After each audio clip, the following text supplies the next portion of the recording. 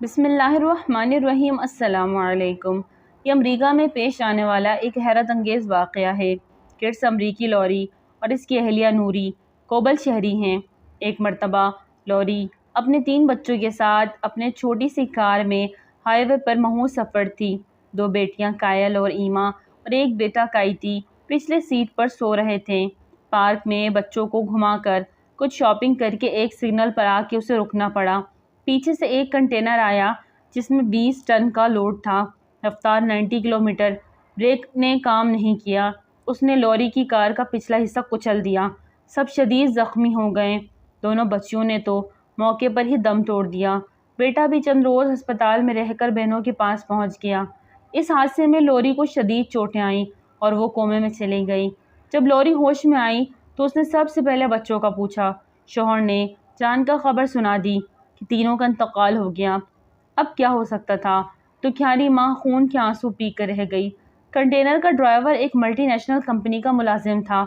اس قبل 3 بار حد رفتار کے قوانین توڑ کر گرفتار ہو چکا تھا، لیکن ہر بار کمپنی کے تگڑے وکیل نے اسے بآسانی جیل سے چھڑا لیا تھا۔ اس بار بھی وہ گرفتار تو ہو گیا لیکن سزا شاید ہی ملتی۔ اب کرس اور لوری، جن کی دنیا پہلے سے لٹ چکی تھی، وہ پارک میں لوگوں کو اپنے بچوں کے ساتھ کھیلتے دیکھتے ہیں تو ان پر غموں کے پہاڑ ٹوٹ پڑتے ہیں۔ لوری کی جب بھی کسی بچے پر نظر پڑتی یا پڑوس کے گھر سے بچوں کی آوازیں آتی تو وہ خود بھی بچوں کی طرح رونے لگتی۔ غموں کا مارا یہ جوڑا کیا کیس لڑتا۔ وکیل کے اخراجات اٹھانے اور عدالتوں کے چکر لگانے کے بجائے انہوں نے معاملہ اللہ کے سپرد کرنے کا فیصلہ کیا۔ وہی بہترین بدلہ دینے والا ہے۔ پھر کنٹینر کا ڈرائیور خود بھی 3 بچوں کا باپ تھا۔ لوری نے کرس سے کہا کہ ہمارے بچے تو ویسے بھی جنت پہنچ گئے۔ اب اگر کیس لڑے تو ان کا نعم البدل دنیا میں نہیں مل سکتا۔ اگر یہ ڈرائیور بھی طویل عرصے کے لیے جیل چلا جائے تو اس کے بچوں کو کیا بنے گا؟ اس لیے اس کو معاف کرتے ہیں، ہمیں اللہ پاک نعم البدل عطا فرمائے گا۔ کرس نے بیوی کی بات مان لی اور معاملہ رب کے حوالے کر کے خاموشی اختیار کر لی۔ ڈرائیور سے کوئی دیت اور خون بہا بھی نہیں لیا۔ وہ رہا ہو کر گھر چلا گیا۔ یہ سب کچھ دنیا کی عدالت میں ہو رہا تھا۔ ایک عدالت عرش معلیٰ پر بھی سجی ہوئی تھی جس کا قاضی یہ سب دیکھ رہا تھا۔ اب وہاں سے فیصلہ ہونے کی باری تھی۔ چونکہ حادثے میں لوری بری طرح زخمی ہوئی تھی اس لیے اس کے دوبارہ ماں بننے کا بظاہر کوئی امکان نہ تھا، لیکن رب جب چاہے تو تمام ظاہری اسباب فیل ہو جاتے ہیں اور اس کی چاہت عملی صورت اختیار کر لیتی ہے۔ ابھی 6 ماہ گزرے تھے کہ لوری کچھ بیمار سی ہو گئی۔ جب میڈیکل چیک اپ کروایا تو معلوم ہوا کہ امید سے ہے اور 3 جڑواں بچوں سے حاملہ ہے، وہ بھی 2 بیٹیاں اور 1 بیٹا۔ جب دینے والا دینا چاہے تو اسباب بھی آسان فرما دیتا ہے۔ چنانچہ 3 ماہ بعد لوری نے نارمل طریقے سے جیک، ایشلی اور ایلی کو جنم دیا۔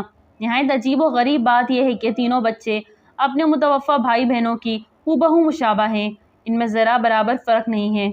ایشلی اپنی متوفیہ بہن ایما کی اور ایلی کائتی کی ہو بہو کاپی تھی، جبکہ جیک تو بالکل ایسا ہے گویا کائل دوبارہ جنم لیا ہوا صرف شکل و صورت ہی نہیں بلکہ عادات و اطوار، انداز گفتگو، حتیٰ کہ احساسات بھی متوفی بھائی بہنوں جیسے تھے۔